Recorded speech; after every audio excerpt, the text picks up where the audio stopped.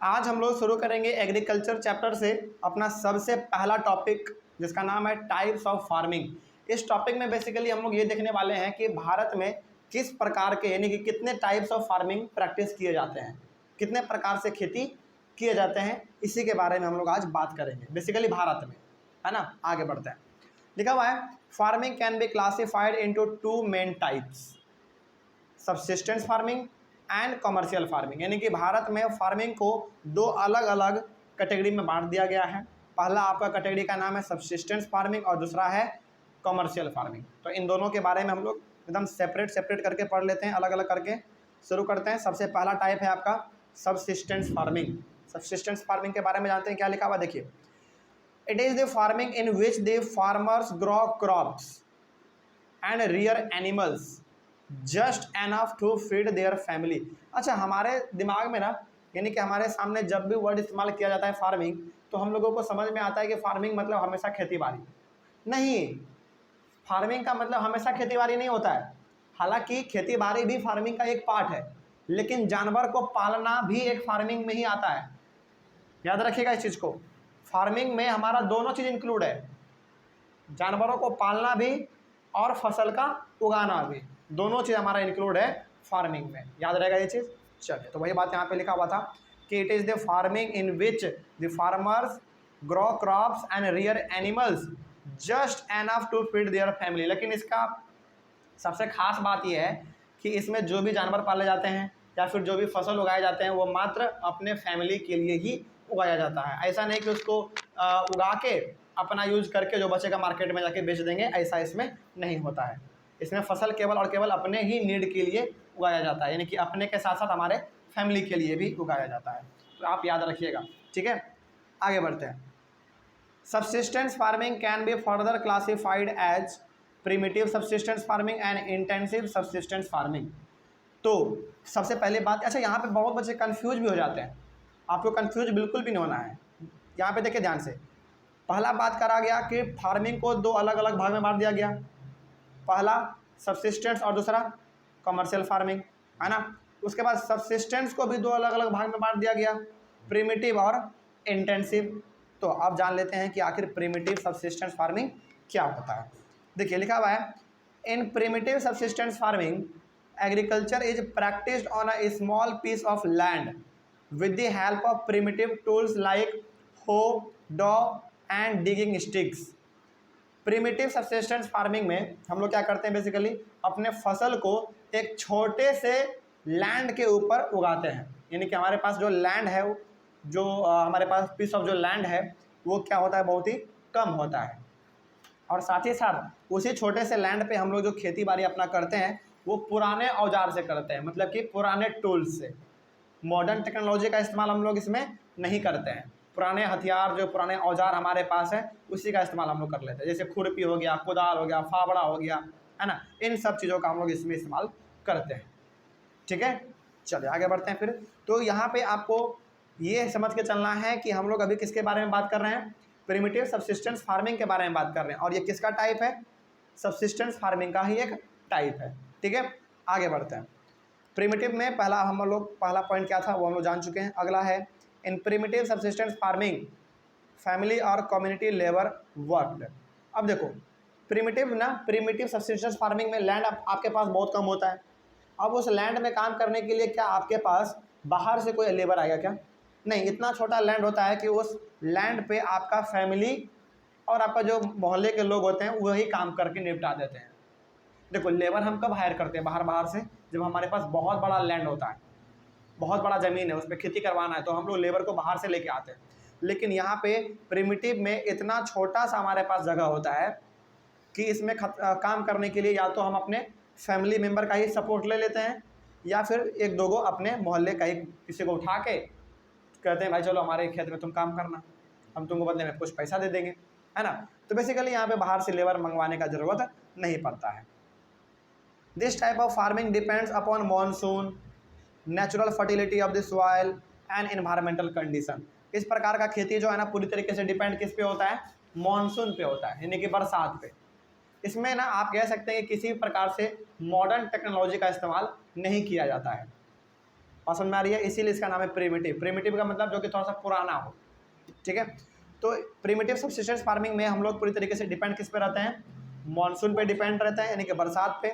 हम लोग यहाँ पे मशीन वशीन लगा के, मोटर वोटर लगा के पानी का पटवन नहीं करते हैं। Natural fertility of the soil का मतलब क्या हो गया कि नेचर के द्वारा जो फर्टिलिटी हमको मिल जाए प्लांट को, वही काफ़ी है। हम लोग अलग से कोई खाद ये सब डालने का काम नहीं करेंगे।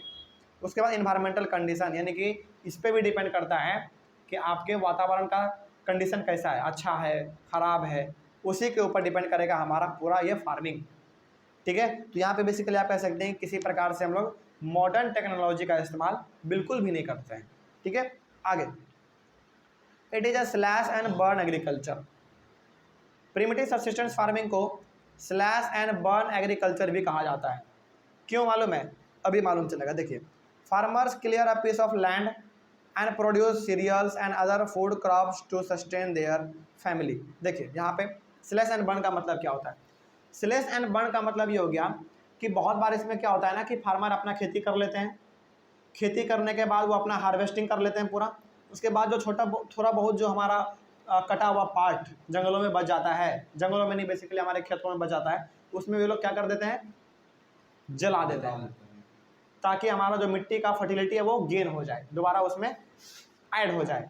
इसी को हम लोग कहते हैं स्लैश एंड बर्न एग्रीकल्चर, ठीक है। तो इसमें बेसिकली खेती करने के बाद, यानी कि हार्वेस्टिंग करने के बाद जो हमारा थोड़ा बहुत जो हमारा प्लांट का हिस्सा कटा हुआ लैंड में बच जाता है, उसमें हम लोग आग लगा देते हैं, ठीक है, ताकि हमारा फर्टिलिटी दोबारा गेन हो जाए। और यहाँ पे हमारा फर्टिलिटी को गेन करने का यही तरीका है, क्योंकि आपको इसमें किसी प्रकार का फर्टिलाइजर तो इस्तेमाल करना नहीं है ना। आगे बढ़ते हैं फिर। उसके बाद लिखा हुआ था farmers clear a piece of land and produce cereals and other food crops to sustain their family. तो इस प्रकार से प्रिमिटिव सब्सिस्टेंस फार्मिंग में जो है सीरियल्स क्रॉप्स का प्रोडक्शन किया जाता है, मतलब कि चावल, दाल, गेहूँ, इन सब चीज़ों का यहाँ पे प्रोडक्शन किया जाता है, ताकि अपने फैमिली को सस्टेन कर सके, यानी कि अपने फैमिली को जिंदा रख सके, ठीक है। लेकिन यहाँ पे आप एक बात याद रखिएगा कि प्रिमिटिव सब्सिस्टेंस फार्मिंग पूरी तरीके से अपने लिए ही केवल किया जाता है, यानी कि अपने फैमिली के लिए ही, बाहर में मार्केट में बेचने के लिए बिल्कुल भी नहीं। उसके बाद when the soil fertility decreases the farmers shift to other places and clear a fresh piece of land for cultivation. तो ये जहाँ पे खेती करते हैं उस खेत का यदि फर्टिलिटी ख़त्म हो गया, मतलब कि उसमें अब कुछ ऐसा बचा ही नहीं कि खेती करेंगे तो दोबारा आपको अच्छा फसल मिलेगा, ऐसा यदि कुछ बचा ही नहीं है, तो फार्मर क्या करते हैं, एक जगह से दूसरे जगह शिफ्ट कर जाते हैं। शिफ्ट करने के बाद वहाँ पे फिर वो लोग क्या करते हैं, अपना पूरा जंगल वंगल साफ़ करते हैं, फिर वहाँ पे खेती बाड़ी अपना करते हैं आगे, ठीक है। तो जैसे जैसे मिट्टी का जो फर्टिलिटी है वो ख़त्म होते रहता है, तो ये लोग भी अपनी जगह को चेंज करते चले जाते हैं, ठीक है। और जहाँ जहाँ चेंज करते हैं वहाँ ये लोग पहुँच के पूरी जगह को साफ़ करते हैं। उसके बाद फिर वो लोग अपना वहाँ पे कल्टीवेशन शुरू कर देते हैं, एग्रीकल्चर चालू कर देते हैं। आगे, in this type of farming productivity is low because the farmer does not use fertilisers और अदर मॉडर्न इनपुट्स। तो प्रिमिटिव सब्सिस्टेंस फार्मिंग में बेसिकली जो आपका प्रोडक्शन होता है वो बहुत ही कम होता है, यानी कि फसल का उपज जो है वो बहुत ही कम होता है, क्योंकि ये पूरी तरीके से नेचर पे डिपेंड है ना। और नेचर कभी अच्छा काम करता है, कभी ख़राब भी काम करता है। तो लेकिन यदि इसमें मॉडर्न इनपुट्स का यदि इस्तेमाल किया जाता है, यानी कि मॉडर्न टेक्नोलॉजी का इस्तेमाल किया जाता, तो हो सकता है कि आपका जो प्रोडक्शन है वो बढ़ जाए। लेकिन इसमें तो किसी प्रकार का क्या इस्तेमाल होता है, मॉडर्न टेक्नोलॉजी नहीं होता है, इसीलिए इसमें प्रोडक्शन भी कम होता है, ठीक है। उसके बाद it is known by different names in different parts of the country. Primitive subsistence farming को हमारे कंट्री में अलग अलग नामों से जाना जाता है। जैसे for example it is known as jhuming in Assam, Meghalaya, Mizoram and Nagaland. तो असम, मेघालय, मिजोरम एंड नागालैंड में प्रिमिटिव सब्सिस्टेंस फार्मिंग को झूमिंग के नाम से जाना जाता है, ठीक है। उसके बाद पमलव इन मणिपुर में इसको जो है पमलव के नाम से जाना जाता है। उसके बाद Deepa in Chhattisgarh and Andaman and Nicobar island. तो छत्तीसगढ़ और अंडमान एंड निकोबार आइलैंड में इसको किस नाम से जाना जाता है, दीपा के नाम से जाना जाता है। तो ये हमारा पूरा का पूरा बात हो गया अभी तुरंत किसके बारे में, प्रिमिटिव सब्सिस्टेंस फार्मिंग के बारे में, ठीक है। चलिए, सब्सिस्टेंस फार्मिंग का सेकेंड टाइप हमारा है इंटेंसिव सब्सिस्टेंस फार्मिंग। इसके बारे में जान लेते हैं क्या लिखा हुआ है। देखिए, in intensive subsistence farming agriculture is practised in areas of high population. इस प्रकार का खेती जो है ना, इंटेंसिव सब्सिस्टेंस फार्मिंग बेसिकली वहाँ पे किया जाता है जहाँ पे कि पॉपुलेशन क्या है, बहुत ही ज़्यादा है, यानी कि जनसंख्या बहुत ही ज़्यादा है। ठीक है, उसके बाद it is a labour intensive farming, इसमें लेबर ज़्यादा काम करते हैं, मतलब कि बाहर का भी लेबर आपका इसमें काम करता है। पूरी तरीके से इसमें ना लेबर का ही जरूरत है, मशीन उशीन का कहीं पे इस्तेमाल नहीं होता है। प्रिमिटिव वाले में भी नहीं होता है मशीन, इसमें भी मशीन का इस्तेमाल जरा सा भी नहीं होता है। ठीक है, आगे in this farming high doses of biochemical inputs and irrigation are used for higher production. देखिए, इस प्रकार की खेती में इंटेंसिव सब्सिस्टेंस फार्मिंग में high dose of biochemical input इस्तेमाल किया जाता है। मतलब क्या, केमिकल का, बायोकेमिकल का मतलब क्या, क्या फर्टिलाइजर नहीं, नेचुरल मैन्योर जिसको हम लोग कहते हैं। जैसे गोबर को सुखा दो पूरी तरीके से, उसको जाके अपने ज़मीन में छिड़क दो, वो किसका काम करेगा, बायोकेमिकल का काम करेगा, यानी कि एक फर्टिलाइजर का ही वो काम करेगा। तो बायोकेमिकल का मतलब बिल्कुल यहाँ पे केमिकल नहीं समझना है, फर्टिलाइजर नहीं समझना है, यहाँ पे समझना है आपको बेसिकली मैन्योर। मैन्योर क्या होता है, वही सड़े गले पेड़ का टहनी, पत्ता, गोबर का सड़ा हुआ पार्ट, उन सबको जाके सड़ा गला दो, उसके बाद फिर जाके उसको ज़मीन में छींट दो, तो वो काम करेगा आपका बेसिकली एक फर्टिलाइजर का ही काम करता है वो, उसी को हम लोग कहते हैं बायोकेमिकल इनपुट्स। यानी कि बेसिकली आप कह सकते हैं कि इंटेंसिव सब्सिस्टेंस फार्मिंग में नेचुरल खादों का इस्तेमाल ज़्यादा किया जाता है। ठीक है, तो वही यहाँ पे लिखा हुआ था। एंड इरिगेशन, और इसमें पानी का जो है व्यवस्था थोड़ा बहुत ठीक रहता है। जैसे हालांकि ये मानसून पे उतना डिपेंड नहीं रहता है, इसको ये जो है बेसिकली कहाँ से पानी इस्तेमाल करते हैं, फिर अपना कुएं से इस्तेमाल कर लेते हैं, है ना, या फिर बरसात का पानी हुआ तो नाला बना देते हैं कि नाला का पानी बरसात वाला जो है नाला के थ्रू होते होते हमारे खेत में पहुंच जाए।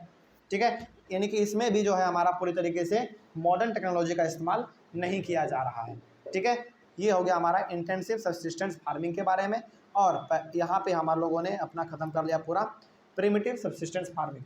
और इसी के साथ जो आपका पहला वाला टाइप था यानी कि सब्सिस्टेंस फार्मिंग, ये ख़त्म होता है। उसके बाद हमारा आएगा कॉमर्शियल फार्मिंग। ठीक है, चलिए कॉमर्शियल फार्मिंग हमारा कहाँ पे है देख लेते हैं। बी नंबर हमारा है कॉमर्शियल फार्मिंग, ये फार्मिंग का सेकंड टाइप है। इसके बारे में हम लोग अपने अगले वाले क्लास में शुरू करेंगे। ठीक है, चलिए थैंक यू वेरी मच।